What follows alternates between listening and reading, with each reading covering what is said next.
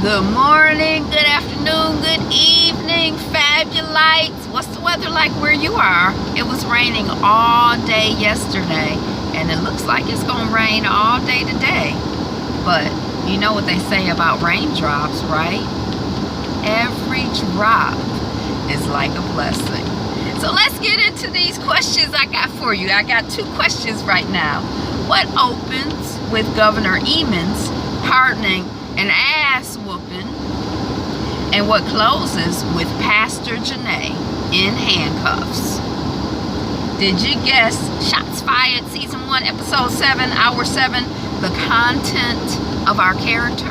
If you did, you're correct, and if not, stay with me anyway, because we're doing a review recap of that episode of Shots Fired. All right, so like, comment, subscribe. I'm Angela, and the channel is Be Fabulous You, all spelled out, all one word. And you can find me on Twitter as Be Fabulous You too, all one word, Angela. Okay, so when we open, we are in the car with the governor's assistant, Boss Breland, you know, the cop Boss Breland, and it's basically like a rebellion update, visual update, like they're driving around kind of looking at the effects of this rebellion. And we hear the governor mentions this video of Breland heroically stopping the water hosing is going viral. Breland says he's just doing his job, and the governor asked him, well, are the tours a part of your job?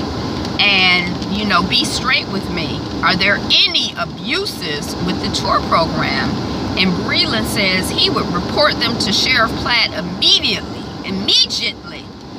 The governor sees a man being jumped on by two cops, and she stops the car. She gets out, and she says, what did he do? And they say, he spray painted a building. And she says, well, consider this a pardon. And then we pan to what he'd spray painted on the building, and he'd spray painted, Emmons did this. Allegedly. We don't know what happened. We just saw him getting his behind beat. Or I shouldn't say, right, we saw the people just beating on him. People, I use that term loosely. Okay, so then we see Preston in his car, prep school Preston in his car. He gets a call from Deputy Carroll. That's his boss over at the Department of Justice. And Deputy Carroll was like, you are in over your head. You are being replaced. You're done. So he's kind of surprised. He didn't know. He didn't have any idea. But Ash is getting back today. We find out, ooh, is the camera shaking? Is the camera shaking, or is that outside with the rain coming? I don't know. So Miss Ash is getting back in town today. Y'all remember she had to go out of town because she had to deal with custody hearings. And he had not heard the news from her. But so he gives her a call, and he gets her voicemail, and we kind of get the impression that he gets her voicemail again, yet again. Miss Ash is not answering the phone because she out here ashing out. She out here ash backwards. Oh Lord, my phone is doing this thing. It hadn't done it for a while, and I got all these notes. Okay, let's see if I can catch up to where I am. So then we see Preston in this rusted out industrial type park kind of place.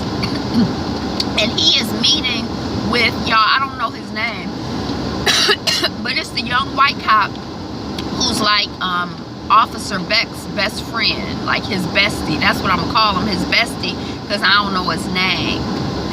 So he's meeting up with Bestie, and Bestie is like, look, you know, it's an eyewitness. You got some eyewitnesses going on in your cases, in your situation.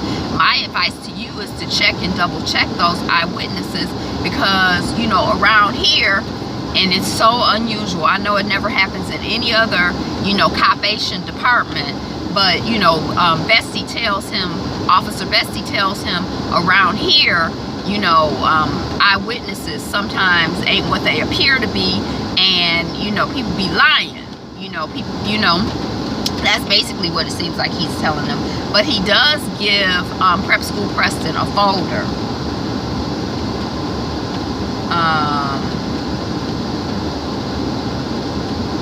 Oh no, what's going on? It's like it's frozen, y'all.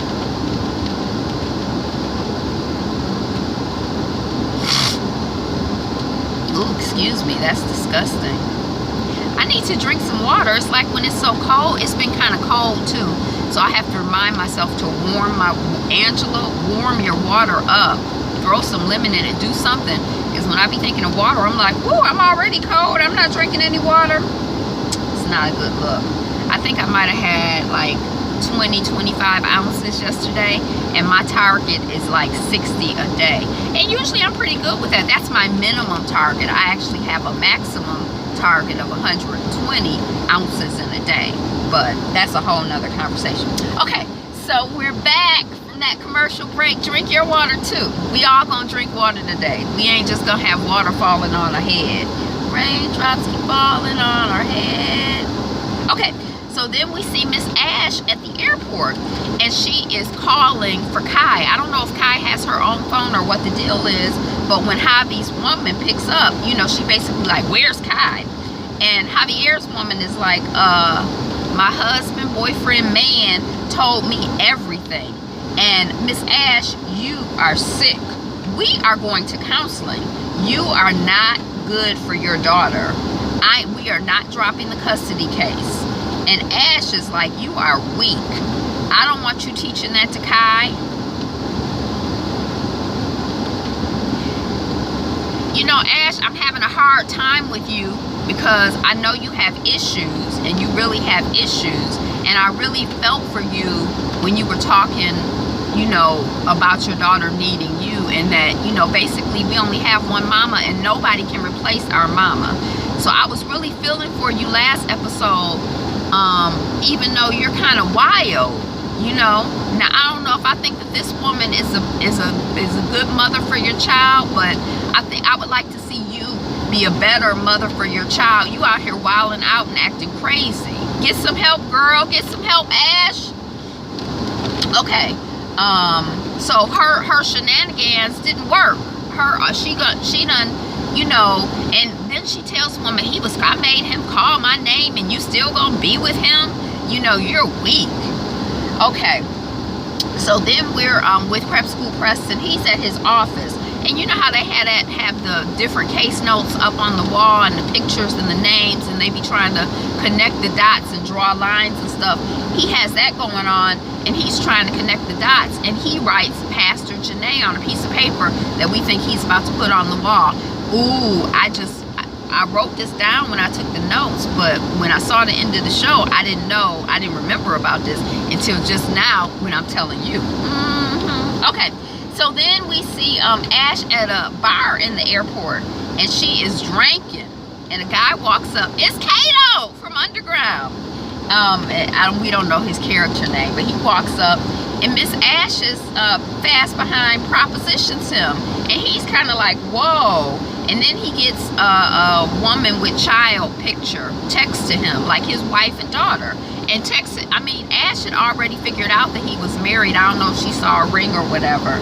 But he leaves. The Gate Station uprising footage is national. So it's playing on the screen in the bar that Ashley is sitting at.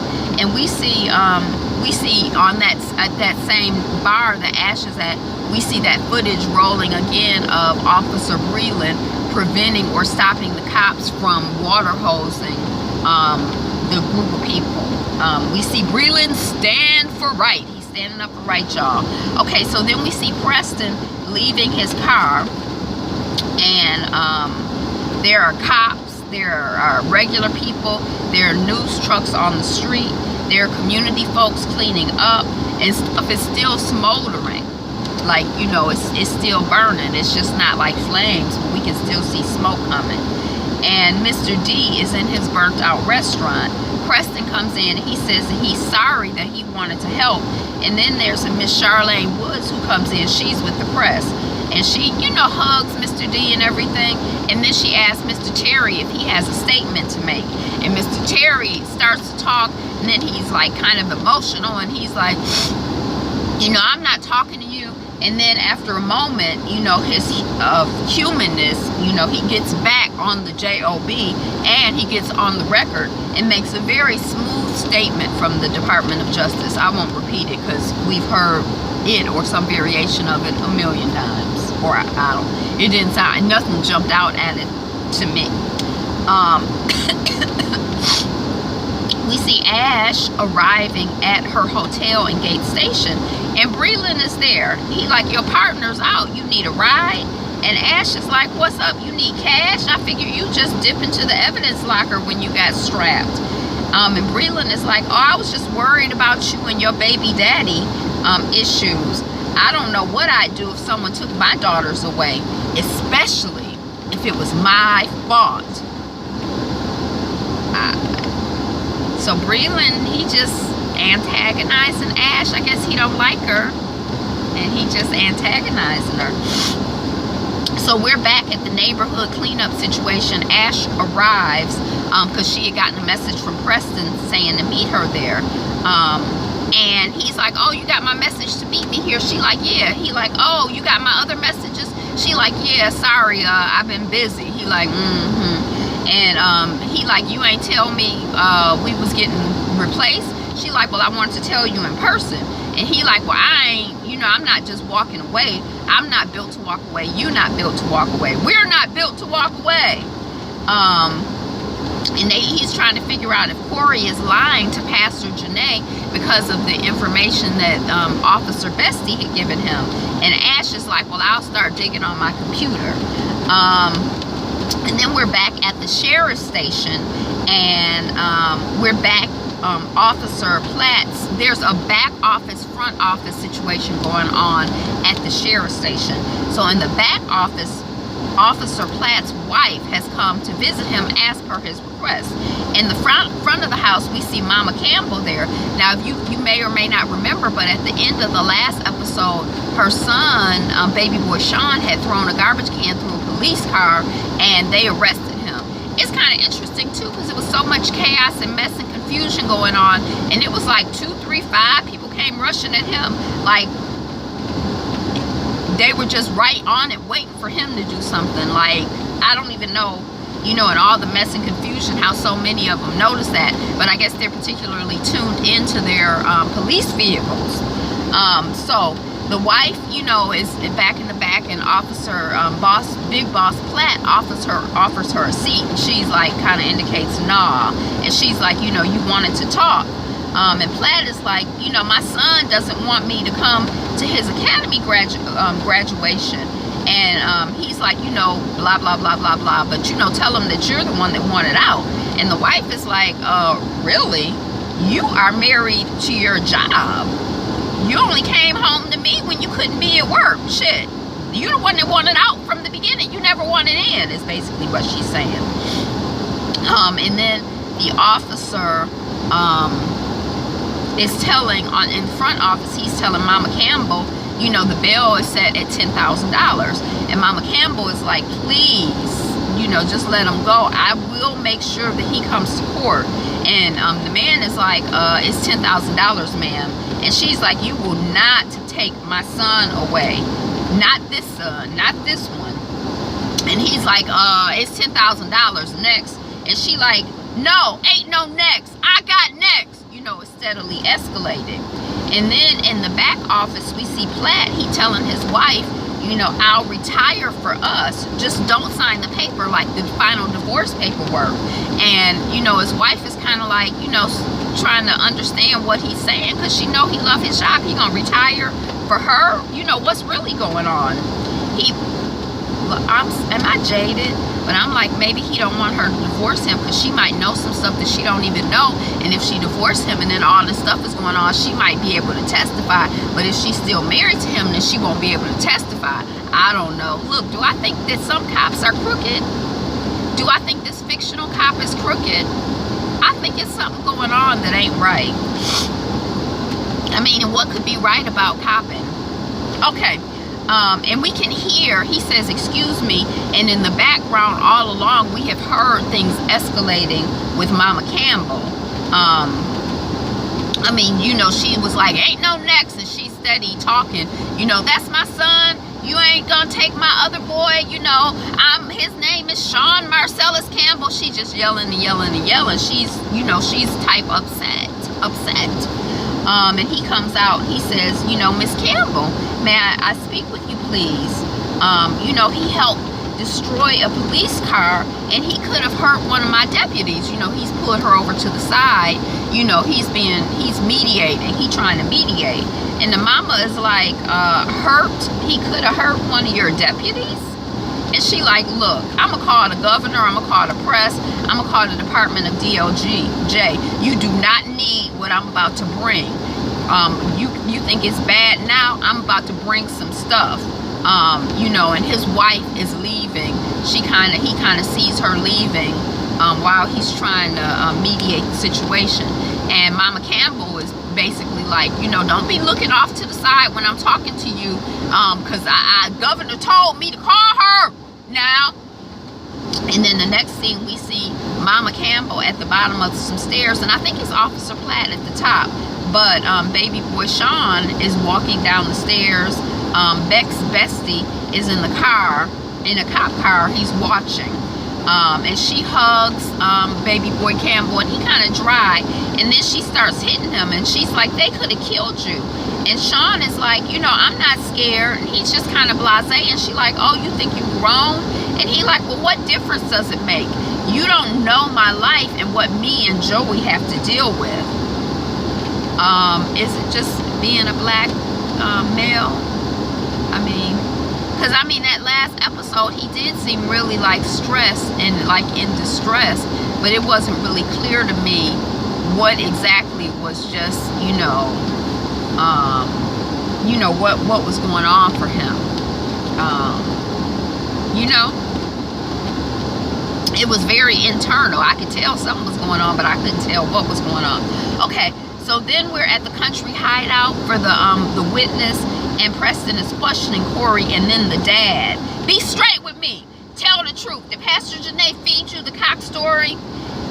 You getting your son to lie since you lost your job and you need the money? And the dad is like, that's why we don't trust you. You got an eyewitness in front of you, and you going through this bullshit. And then that's the end of that scene, more or less. Then we see Ash in her room at the hotel. She drinking. She ignoring Preston's call.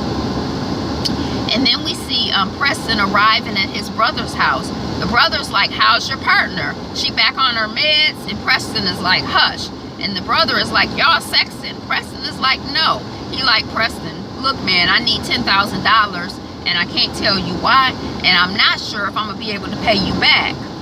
And those are some good-looking men. Did y'all notice that? And the brother, you know, kind of looks at him, and then he goes to a drawer, and he gives him a stack of 10,000. It's like 4 or 5 stacks in there. Okay, so then we're at the house of the woman who was a witness to Joey's death. Her name is Kiana, and y'all remember she just mysteriously disappeared from the houses after Joey's death. The mama knew that she was a witness, but then she was just gone and nobody knew where she was, and Ash and Preston found her, and she's like in a nice neighborhood and got money and stuff, and they like, what's up?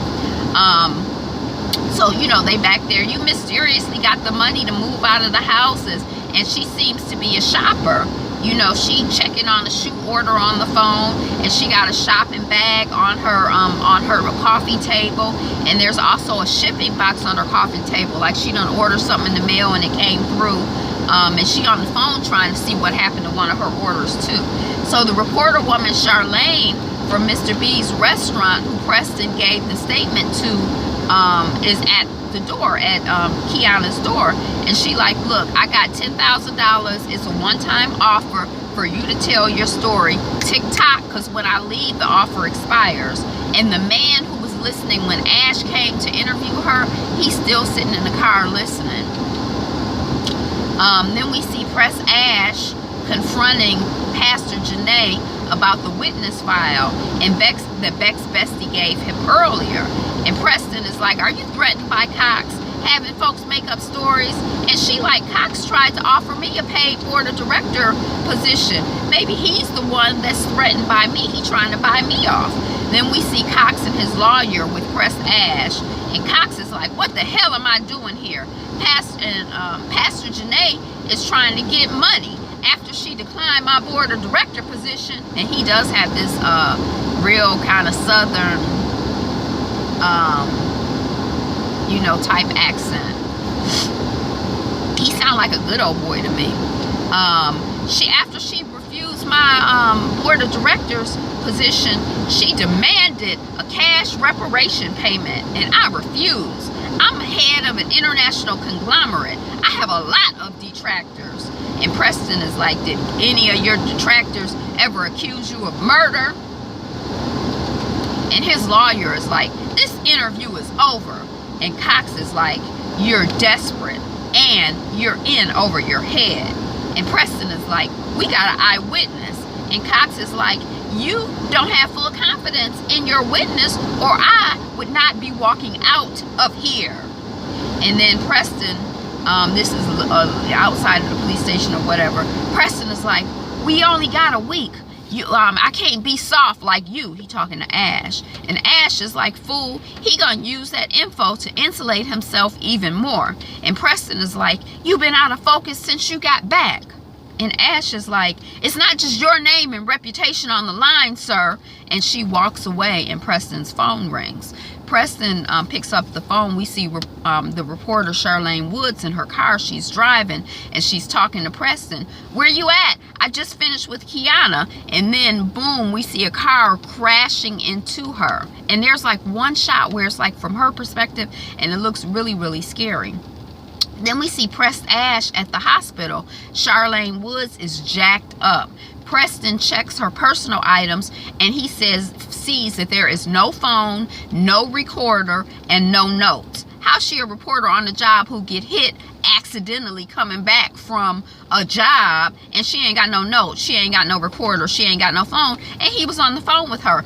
Preston is like, this was not an accident. And Ash is like, And then we're at the governor's mansion with, you know, her assistant and some other folks. And the daughter is coming down the stairs. The mom is talking to her. You finish your homework, whatever. The daughter's like, yeah, I'm going to a pizza party. And the governor's like, a pizza party. The daughter is like, yeah, the young and entitled are watching for the restart of the uprising. You know, they just watching the news in case the riots start so they can have front row seats and pizza while they watch.